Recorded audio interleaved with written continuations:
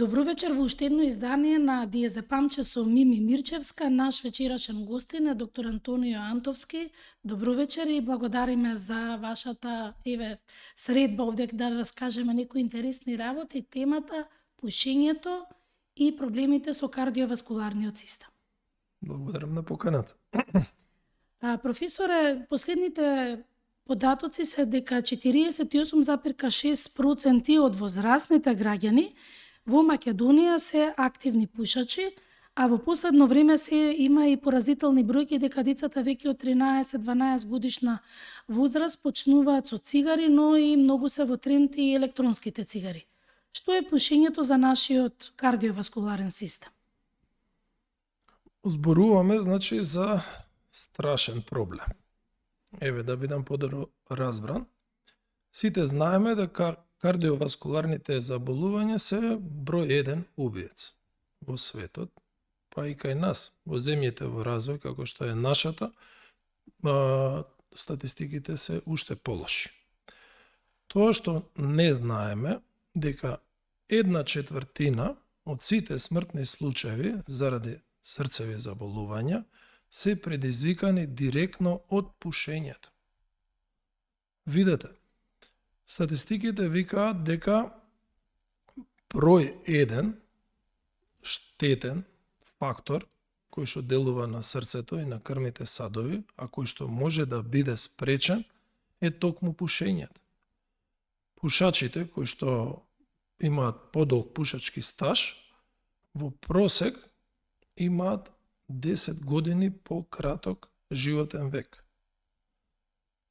Збориме само на влијанието од пушењето.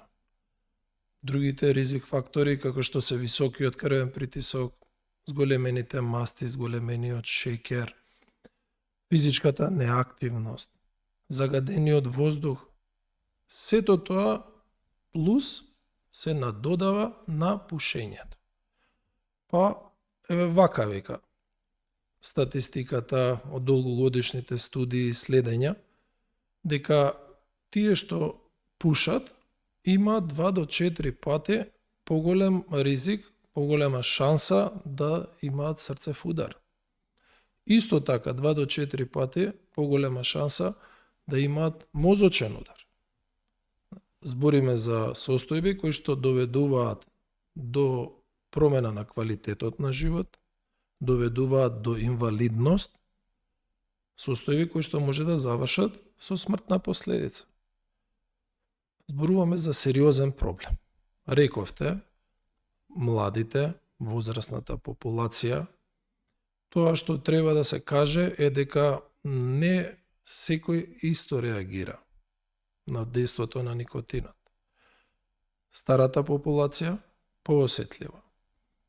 Младите поосетливи, ќе го објасниме тоа зашто. Жените, тоа треба да се каже, 25% поголем ризик од развој на кардиоваскуларни заболувања кај жените во однос на мажите. Сето ова треба едноставно да го абсолвираме. За жал, на секоја кутија се залепи налепница, пушењето е штетно, пушењето може да предизвика карциноми, може да предизвика смрт. Меѓутоа, бројките се поразителни. Еве имаме етикети дека е забрането пушењето. Она што е симптоматично е кога ќе отидеме на клинички во ГУП 8 септември, каде што сте вие, гледаме пациенти како излегуваат од вашиот центар и прво што прават е палат цигара. Што е тоа? Никотинска зависност, ослободување од стресот, што кажуваат пациентите и покрај тоа што им укажувате колку се опасни цигарите, колку пациенти ги откажале цигарите, некој ќе рече ќе ги намала.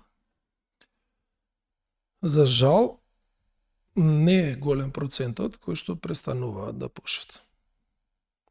Често велат пациентите, јас можам да ги оставам цигарите кога ќе сакам. Тоа ни е ритуал, ме смирува. Што е вистината?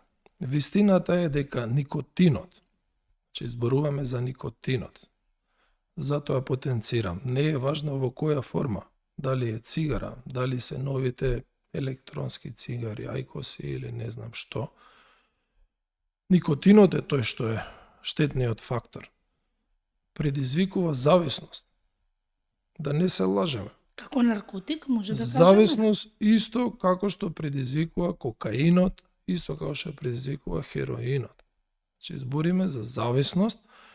Зашто е тоа така? Затоа што никотинот, кога ќе дојде во мозокот, доведува до ослободување на допамин. Допаминот е една супстанца која што дава чувство на задоволство. И од тука потребата кај пушачот повторно да посегне по цигара. Повеќе пати во денот, секојдневно се повторува. Вели ме смирува, вели ми е за анимација, не знам што да работам со рацете, меѓутоа зборуваме за зависност. Па статистиките викаат дека 80 до 90% од тие што пушат развиваат зависност. Дали може да се откажат? Што треба да се откажат? Имаме програми, не се доволно посетувани. Не се доволно ниту, еве да кажеме, рекламирани од страна на матичните доктори. Дали треба да имаме подобра програма во здравствениот систем, во јавните центри, за откажување од цигари? Или треба повисоки, да кажеме, цени на цигари, или како што е во некои земји, забрана едноставно на некои места да се земе цигара, дали било тоа пред ресторан, иако мораме да кажеме дека во последно време во сите ресторани се пушат цигари. Јас, ако се прашувам, јас сум непушач. Никогаш во животот не сум пушал. Толку е штетно пушењето. Еве, збориме денес за кардиоваскуларното здравје. Не е тоа исклучок, делува на белите дробови, делува на гениталиите кај жените. Никотинот е еден од водечките фактори по штетност за појава на карцином на грлото на матката. Видите, збориме за работи кои што ја засегаат целата популација. Јас ако се прашувам, пушењето треба да биде забрането. Исто како што е забрането употребата на хероинот и другите наркотици. Затоа што штетата е огромна. Зашто? Еве да објаснам. Никотинот делува штетно на крвните садови. А крвните садови се автопатиштата преку кои се доставува храна, кислород до секоја клетка во телото, преку која се отстрануваат штетните материи, продукти од метаболизмот на клетките. Ги оштетува директно. Директно никотинот директно делува на внатрешната обивка на артериите, ендотелот и го оштетува. Ја менува еластичноста, ја менува пропусноста на ендотелот. Ендотелот е една пропусна мембрана која што дозволува да поминуваат потребни материи да навлегуваат во зидот на крвните садови. Никотинот ги оштетува и ги прави пропусни сега за мастите. Штетните масти кои што се таложат во крвните садови, на тој начин се создаваат плаковите и доаѓа до стеснување на артериите и некој во еден момент до запушување, па имаме појава на инфаркт. Делува директно на срцевиот мускул. На самите клетки делува штетно. Делува на доторот на кислород. На тој начин што ја намалува способноста на еритроцитите да врзуваат кислород и да го носат до сите наши клетки во телото. Го зголемува крвниот притисок. Некој ќе ми каже, мене цигарата ме смирува. Значи, секој повлечен дим. Читав интересен податок, индустријата ги развива новите форми на пушење, што побрзо никотинот да стигне до мозокот.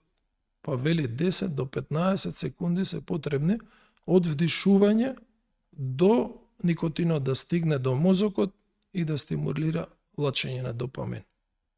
Значи, вистина е, јас го имам тоа видено кај пушачите. Повлекуваат дим и веќе после неколку секунди он има ефект од цигарите. А што е во комбинација кога човек е под стрес?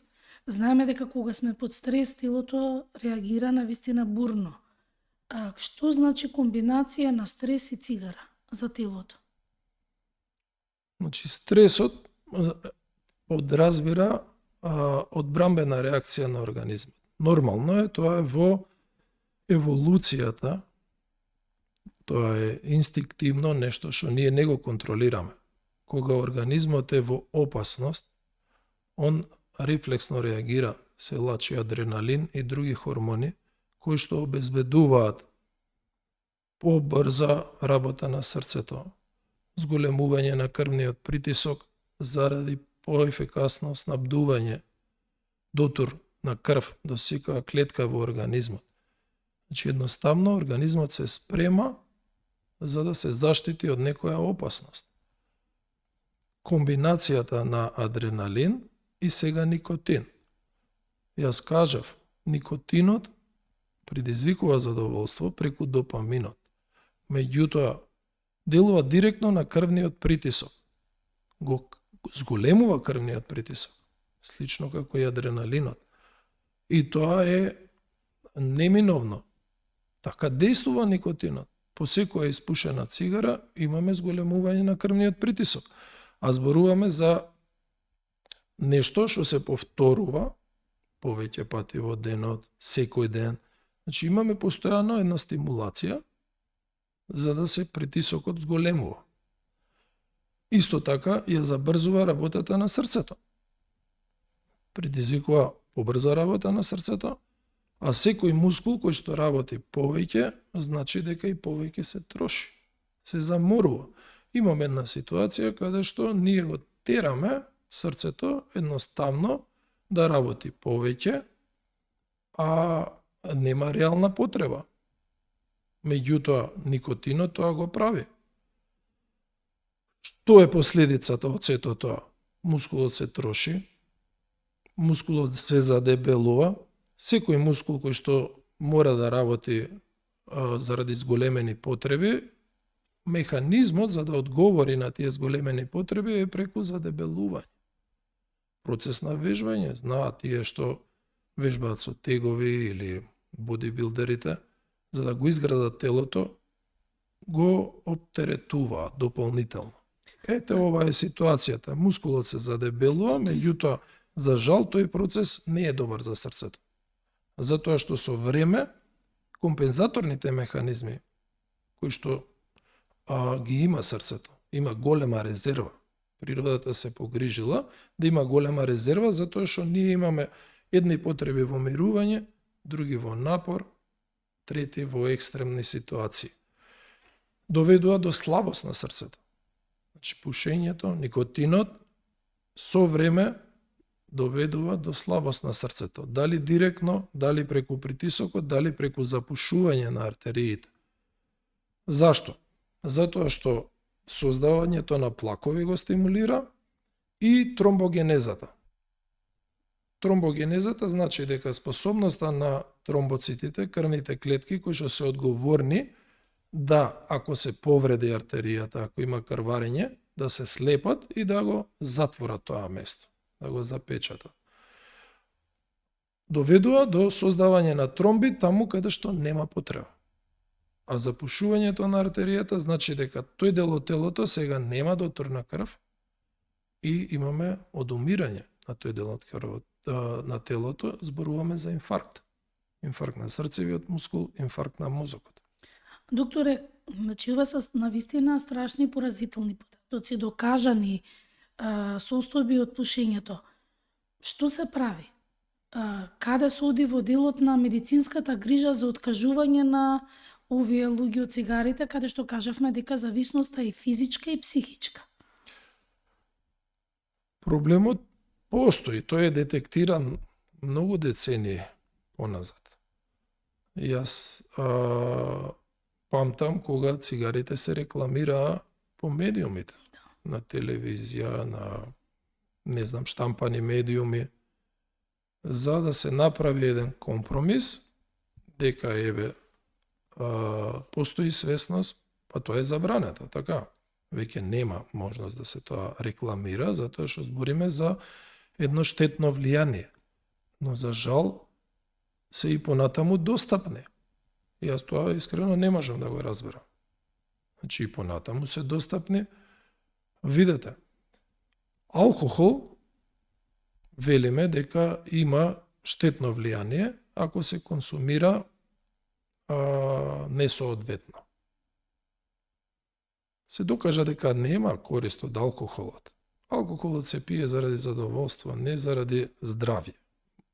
Иако ние наздравуваме со алкохол. Меѓутоа, барем алкохолот не е достапен за малолетни лица, така? Не може секој да купи алкохол. Цигарите може секој има пристап до цигари. И јас тоа не можам да го разберам. Дали тука и системот здравствен, дали треба стратегија, подобро зборување, упатување до одредени центри, затоа што вие како кардиолог ве им кажувате колку е опасно и човекот, пациентот повторно излегува со цигара од болница. Дури од самиот лифт ја става цигарата во уста, надвор ја пали цигарата. За жал, луѓето свесно тоа го прават. Знаат, значи, за штетата што ја прават цигарите и некако го тоа занемерува. Дали треба психолошка поминуваат. помош?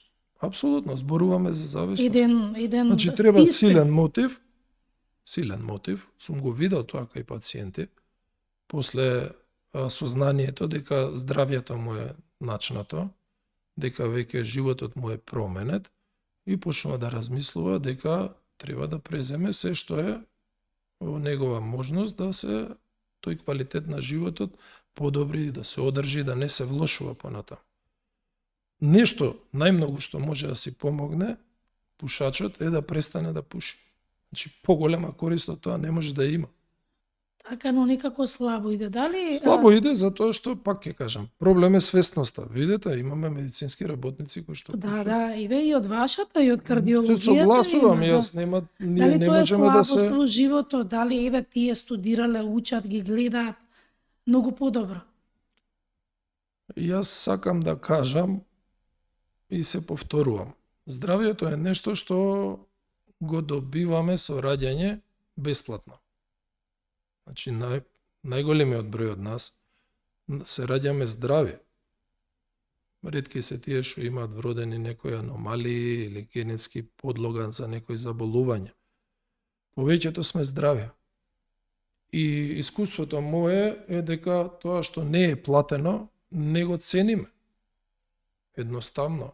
Многу повеќе се грижиме за колата што сме ја платиле, за станот што сме го платиле, значи тука многу повеќе внимание посветуваме неголи на здравјето. Изгледа тука е првиот и основен проблем и вториот е, предпоставувам, несвесноста што значи кога ќе се изгуби здравјето.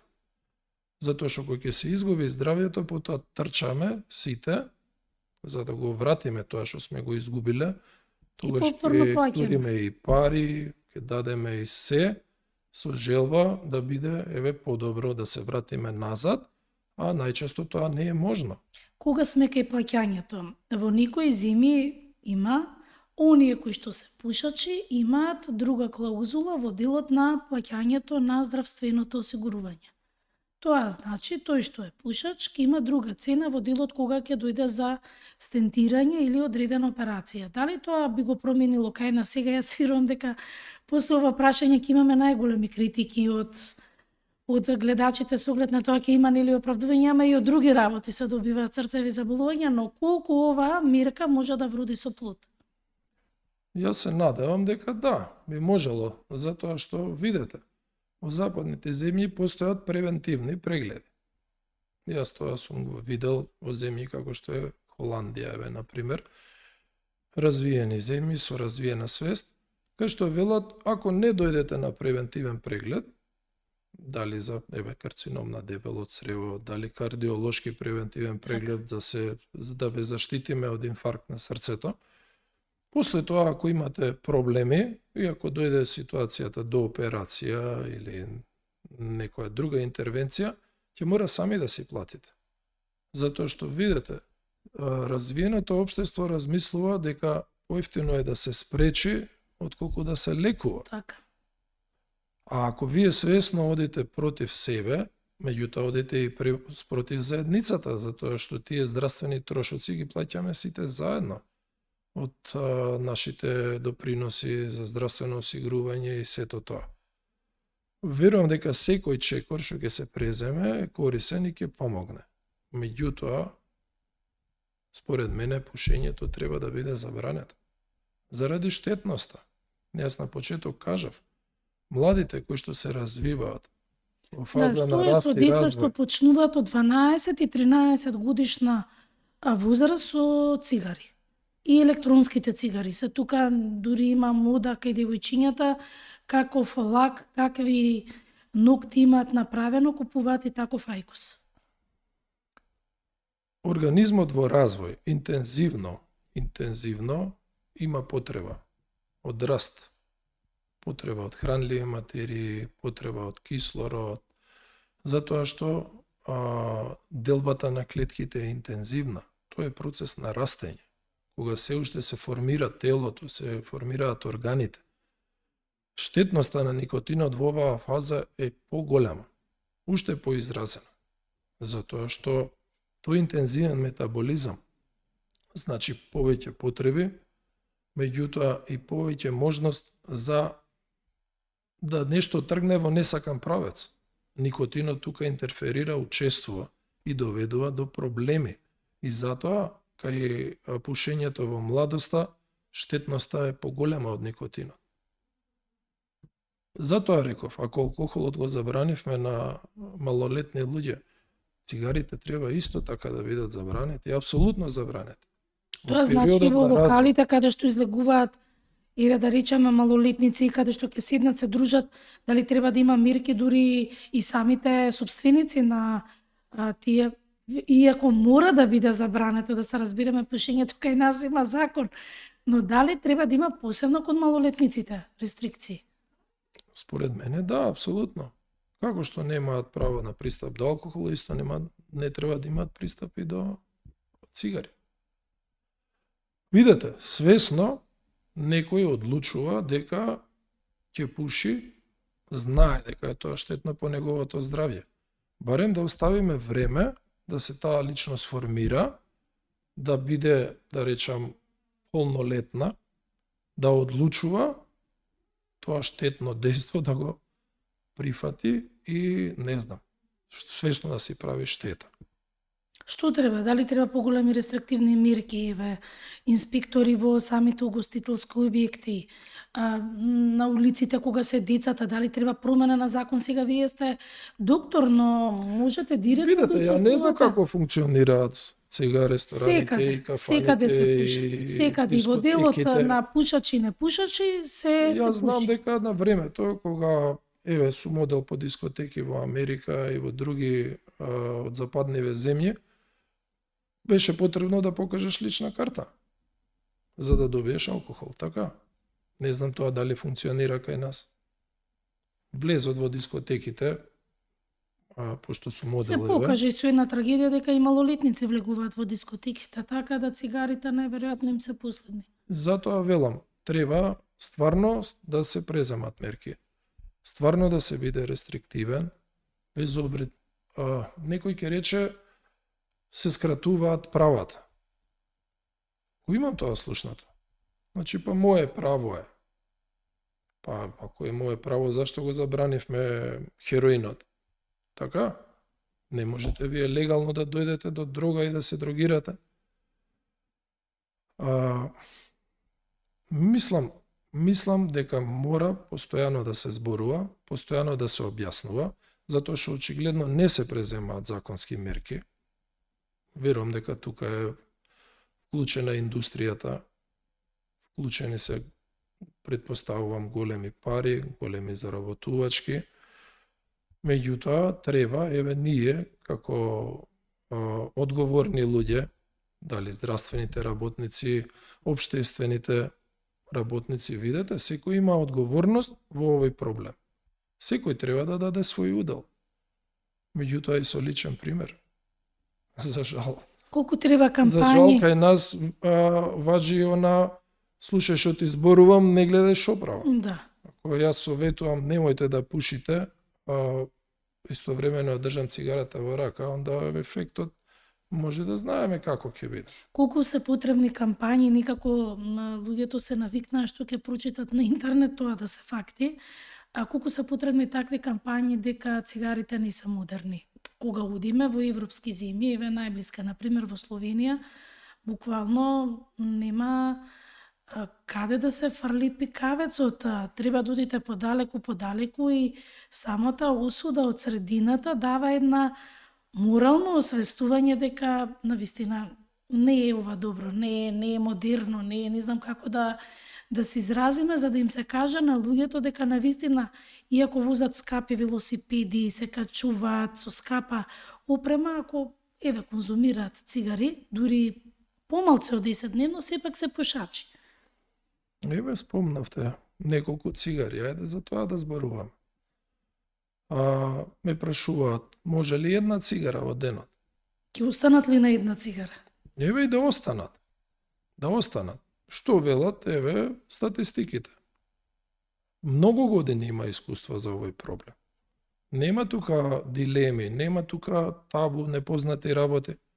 Вика, една цигара дневно носи 30 до 40% од ризикот за кардиоваскуларно заболување, како некој што пуши 20 цигари на ден. Па сега вие размислете. Ако пушите една цигара, имате 1/3 од ризикот што некој што пуши 20 цигари. Луксус е, значи, да пушите една цигара во денот. Секој дим што ќе го повлечете, посебно ако се повторува, ако е рутина, ако е тоа секојдневие, постојано предизвикувате штета на организмот. Може ли вакви кампањи?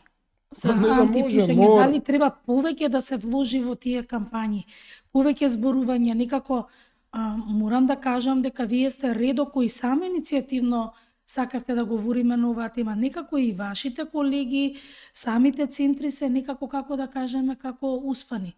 Това не се зборува, нема. Во мај има еден месец за против пушење и толку е. Има една пресконференција и толку. Дали треба почесто да се зборува? Дали повеќе здравствените работници треба да излезат да зборуваат? Видете, да не ги прозиваме сега здравствените работници. Јас претходно реков, одговорноста е на сите. Ние имаме општество. Во општеството треба сите да се грижиме. Не може да имаме ние држава која што ќе биде успешна, што ќе оди напред, ако немаме здраво население, ако немаме работоспособно население. Се Во знае. ситуацијата баш и работоспособното население статистички се оние кои имаат инфаркти, кардиоваскуларни Ама заболувања. вистината е дека И фондот го чини повеќе пари отколку во делот на превенција. бројките кажуваат дека ако порано 40-та година била некоја граница кога почнуваме да плаќаме данок на тие штетни навики. Пушењето, физичката неактивност, гојазноста. Порано велевме 40-та година према 50-та и дојди провери се. Такви беа и протоколите. Чекавме до тогаш, па ќе направиме стрес тест, ќе направиме преглед на дебелото црево, да видиме што се случува. Границата е драстично, драматично намалена. Колку? Ние имаме инфаркти на 20 и нешто години. Пушачи? Самите рековте колку е застапено пушењето. И кај младите, и кај целокупната популација земете во предвид. А доктора, пациент... Мажите пушат, жените пушат. Видете, може да збориме на многу теми. Факт е дека жените порано помалце пушеле од мажите. Заради некои односи во општеството, не знам, се е тоа променето, сега нема разлика маж-жена, сега може жените и повеќе пушат, ја не знам. Може би е модата во прашање. Меѓутоа јас кажав во емисија претходно, 25% поголем ризик имаат жените пушачи од мажите. Не ги знаеме точните механизми. Објаснувањето е дека телото на мажот и жената се разликува. Мажот има повеќе мускулна маса, жената има повеќе масно ткиво. Жените имаат повеќе хормонски влијанија, посебно менопаузата, раната менструација доведува до хормонски дисбаланс, можеби различни навики, ритуали во пушењето. Многу се размислува, многу се анализира, не знаеме точно зашто е така. Жените имаат поголем ризик од тромбогенеза, посебно тие што земаат контрацепција, орална. Затоа што самата контрацепција доведува до зголемена тромбогенеза, односно тромбоцитите ги прави повеќе склони да се слепуваат. Кога на тоа ќе додадете пушењето, онда многукратно поголем ризик од запушување на артерија и појава на срцев удар. Никотинот предизвикува аритмии. Се докажа. Предизвикува неправилности во работата на срцето. Јас само нафрлам многу механизми се вклучени на кој начин е штетно дејството на никотинот. Колку е потребно едно тело да се исчисти кога никој ќе реши да пристане да пуши? Секој ден без цигари е од корист. Значи, првиот ден по престанокот на дишење, веќе организмот чувствува корист од пушењето. Меѓутоа, ќе поминат години да се ризикот на кардиоваскуларниот систем врати на ниво како кај непушачот. Па вели, ќе поминат 10 години, ќе поминат 15 години кај некој. И тогаш можеме да кажеме дека сега тој што престанал да пуши, има ризик како некој што не пуши. Значи, збориме за страшен проблем. Со секој ден што имаат плюс пушачки стаж, штетата е огромна и периодот на рехабилитација, на очистување е подолг. Затоа треба што поитно, што побрзо да се престане со пушењето. Преска реков дека ги спомнав правата. Ајде да збориме за правата на тие што не пушат. Тоа сакав наредно. Еве, тие што не пушат, пасивните пушачи. Вие одите во некој ресторан, на свадба, буквално како да пушите вие цигари. Значи, доаѓате во ситуација каде што после неколку минути станувате и се заминувате. Не можете да издржите. Што е со пасивните пушачи? Колку нивното здравје е оптеретено, доколку во семејството има пушач и пуши, да речеме, во просторија, во автомобил, каде што членовите не се пушачи, поготово деца. И дават пример на децата дека таткото, мајката се пушачи и децата се продолжува традицијата. 25 до 30% пасивниот пушач има зголемен ризик од појава на кардиоваскуларни заболувања. Збориме за пасивно пушење. Секој ден ако се изложен? Не секој ден сега, не мора да сме секој ден изложени. Меѓутоа, во нашето општество, кај што е дозволено пушење, кај што не се почитува забраната на пушење, ние сме изложени на пушење. Тоа значи дека и тие ние што не пушиме, имаме штетен ефект од никотинот и ни го скратува животот. Сега, ајде, каде се тука прават? Сакам да кажам, значи, збориме за сериозен проблем, кој што не погодува сите, збориме за проблем на кој што можеме да влијаеме. Видете, ако загадениот воздух прави огромна штета, има голема смртност, ние како индивидуи, тука сме немоќни, можеме да очекуваме, да бараме од државата, да тоа го стави под контрола, да имаме квалитетен воздух. Меѓутоа, кога се опрашање цигарите, секој треба да преземе чекор да се заштити самиот себе. Не гледам оправдување, никако. Така. Доктора, во голем дел со пациенти, кога разговараме и темата здравство, затоа што ми е примарна и на вестите на Канал 5, дека кажуваат кога ќе дојдат поголем дел кај вас или намалуваат или оставаат цигари, дека имате посебен начин на разговор и комуникација да ги откажете пациентите од цигари, дури им оставате и телефонски број за контакт. Што е она што е, неве да кажеме, ваша формула кога им зборувате? Има доктори, пишуваат диагноза, терапија, откажете се од цигара и толку. Но што е вашата формула? Што јас познавам луѓе, вика, јас веќе 4 години после прегледот не пушам цигари. Медикаментната терапија, да се разбереме, не е доволно. Тоа не е мое искуство, тоа не е мое сознание.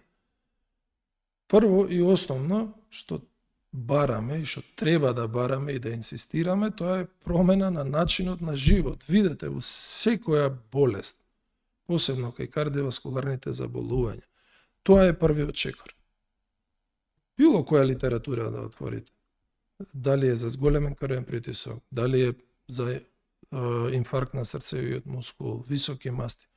Прво што вели, промена на начинот на живот. И јас така и постапувам. Треба да се одвои време. Прегледот е 20 минути. Меѓутоа, нас не учеа стари доктори, морам да им се заблагодарам, кои што ни кажуваа дека пред се добрата анамнеза е услов за успешно лекување на пациентот.